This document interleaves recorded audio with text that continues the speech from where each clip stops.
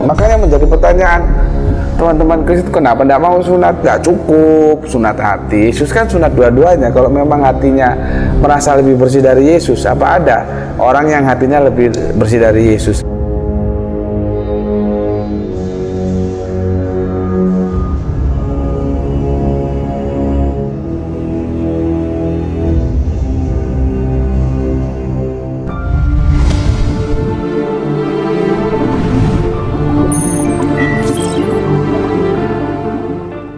Bismillahirrahmanirrahim. Assalamualaikum warahmatullahi wabarakatuh. Waalaikumsalam warahmatullahi wabarakatuh.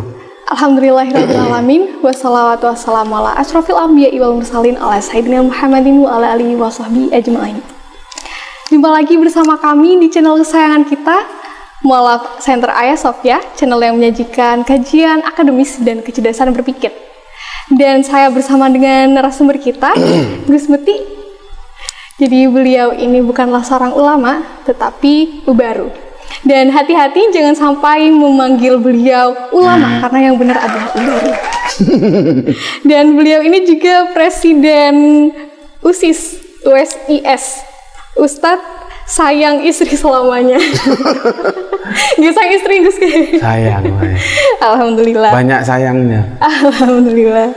Dan pada video kali ini kita akan mengulik fakta bahwa ternyata Yesus ini disunat, tapi orang Kristen tidak berani. Nah, jadi bagaimana, Gus? Sunat itu kan coba kita lihat di itu sudah lama itu. Mundur ke belakang sebelum Musa. Coba buka Kejadian 17:10. 17:10 bisa dibaca mungkin. Iya. Oke. Inilah perjanjianku yang harus kamu pegang, perjanjian antara aku dan kamu serta keturunanmu, yaitu setiap laki-laki di antara kamu harus disunat. Hukumnya apa? Harus. Hukumnya harus atau wajib. Ini perjanjian Allah, alif lam lam ha ya. Kalau kita Allah, mereka Allah itu hanya dialek aja antara Allah ya dengan Bapak Abraham. Kalau kita Ibrahim, di sanalah syariat sunat itu diturunkan. Itu jauh sebelum Musa, nggak tahu berapa jarak dari Musa ke Abraham ya. Kalau dari Kanjeng Nabi Isa atau Yesus ke Musa itu kan sekitar 750 tahun. Nanti kalau Kanjeng Nabi Muhammad ke Yesus itu, ke Kanjeng Nabi Isa sekitar 600 tahunan lah begitu ya. Jadi mundur ke belakang ya, dari Kanjeng Nabi Isa ke Kanjeng Nabi Musa atau dari Yesus ke Moses saja itu sekitar 750 tahun. Nah, dari Moses ke Abraham ini yang aku belum dapat data pastinya berapa ya. Para sejarawan beda-beda. Artinya apa? Syariat itu sudah lama, sudah sejak lama dahulu kala sebelum kenabian Moses atau Yesus ya. Sebelum kenabian Moses atau Musa kalau kita bilangnya, dan Yesus atau Isa kalau kita bilangnya, itu sudah diwajibkan sunat. Itu sebuah perjanjian. Maka di Kejadian 17:10 kan disebut, inilah perjanjianku.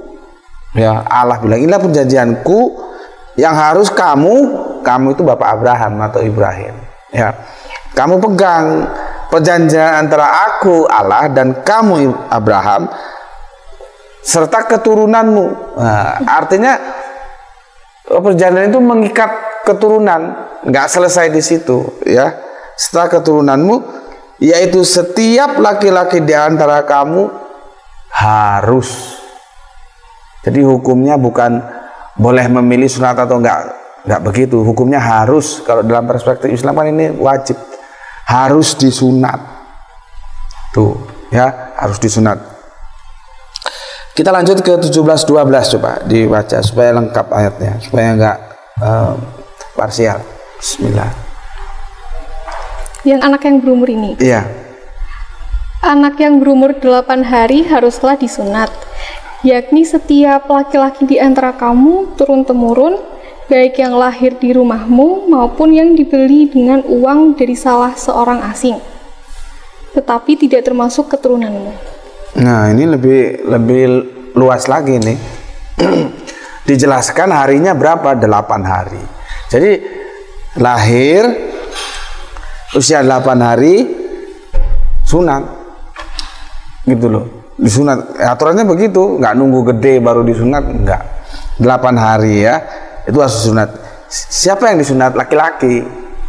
Jadi jenis kelaminnya laki-laki, di antara kamu turun temurun. Jadi syariat itu terus dilakukan ya. Bayi yang lahir di rumahmu maupun yang dibeli dengan uang dari salah seorang asing, tetapi tidak termasuk keturunanmu, tapi dia ada dalam rumahmu, maka harus disunat. Usianya berapa? 8 hari. Jadi ketat aturan mainnya. Sekarang yang kejadian 17:13 coba. 17:13. Iya. Orang yang lahir di rumahmu dan orang yang engkau beli dengan uang harus disunat. Maka dalam dagingmu lah perjanjianku itu menjadi perjanjian yang kekal. Nah, dalam daging yang diiris itu kan diiris toh, disunat. Itu meterainya lah gampangannya. Kalau sekarang matare, kalau kita bikin perjanjian materainya mana gitu loh. Itu sebagai materai ya, materainya, dan itu perjanjian yang kekal. Yang namanya kekal itu ya mosok raru kekal. Kekal itu ya terus gitu loh. Terus dilaksanakan karena dia kekal. Oke, sekarang 17:14 kejadian. Kejadian 17:14. Dan orang yang tidak disunat, yakni laki-laki yang tidak dikerat kulit khatannya, maka orang itu harus dilenyapkan dari antara orang-orang sebangsanya. Ia telah mengingkari perjanjianku. Oke. Kita tentunya tidak begitu sulit ya untuk memahami sebuah diksi dilenyapkan. Dilenyapkan itu apa? Ya dibikin mampus. Dilenyapkan ya. Jadi begini. Dan orang yang tidak disunat, jadi kalau tidak disunat ya, yakni laki-laki, sunat itu sudah jelas di sini prakteknya. Dikerat kulit katannya, makanya kita sebut kitan kan. Itu kan bahasa Ibrani, bahasa Ibraniun, Arabiun kan itu satu rumpun semitik. Jadi kita juga kadang sebut kapan putrane kitanan, nah, gitu kan. Ini sama, ini juga katannya. Ya, itu dikeras, dikerat kulitnya, kulit katannya ya. Maka orang itu harus dilenyapkan. Jadi orang yang nggak mau disunat, dikerat kulit katanya, dilenyapkan dari antara orang-orang sebangsanya. Ia telah mengingkari perjanjianku, karena kan awalnya sudah janji itu. Nah sekarang kalau nggak mau sunat, ya dilenyapno, itu loh.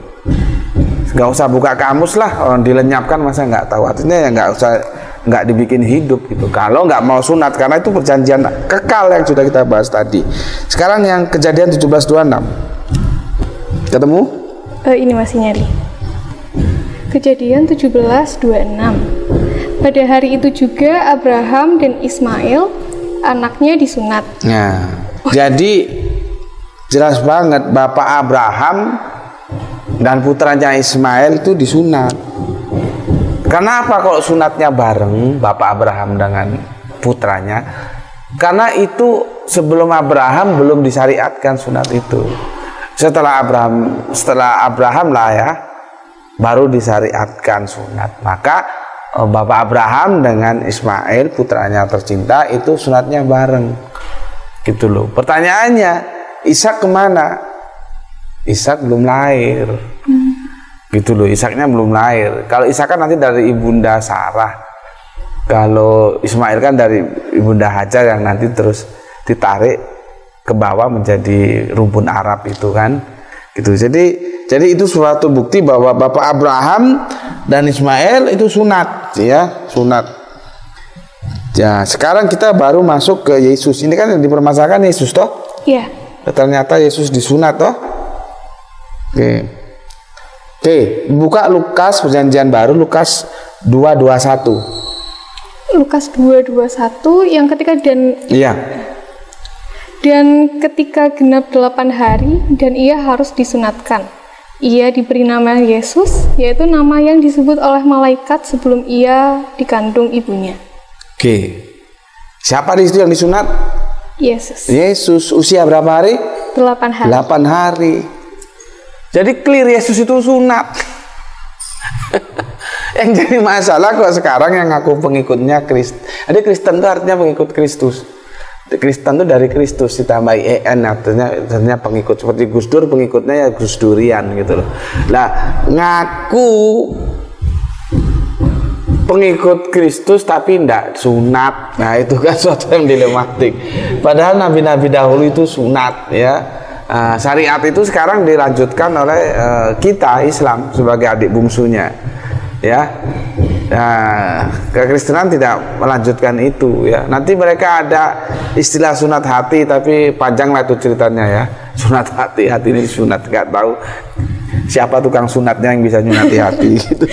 Jadi clear ya, di Lukas 2:21 itu Yesus disunat di usia 8 hari dia disunat ya. Dan dia diberi nama Yesus sebelum ia dikandung ibunya. Oke, aku kira clear ya. Jadi Yesus disunat. Makanya menjadi pertanyaan teman-teman Kristen, kenapa tidak mau sunat gitu? Kalau katanya sunat hati, kemarin ada teman bilang nggak cukup sunat hati. Yesus kan sunat dua-duanya. Kalau memang hatinya merasa lebih bersih dari Yesus, apa ada orang yang hatinya lebih bersih dari Yesus? Yesus saja yang hatinya bersih masih sunat sesungguhnya ya, bukan sunat hati gitu. Jadi itu ya, Lukas 2:21 menjelaskan kepada kita bahwa Yesus disunat. Kenapa pengikutnya kok nggak mau sunat? Nah, itu yang jadi masalah. Oke, jadi itu tadi ternyata Yesus ini disunat. Dan bahkan di Bible juga disebutkan mulai usia berapa hari? 8 hari. Dan bahkan akibatnya juga bagaimana apabila tidak disunat, yaitu dilenyapkan. Begitu. Jadi terima kasih telah menonton. Jangan lupa klik tombol subscribe dan nyalakan loncengnya. Semoga bermanfaat. Barakallahu fikum. Wassalamualaikum warahmatullahi wabarakatuh. Waalaikumsalam.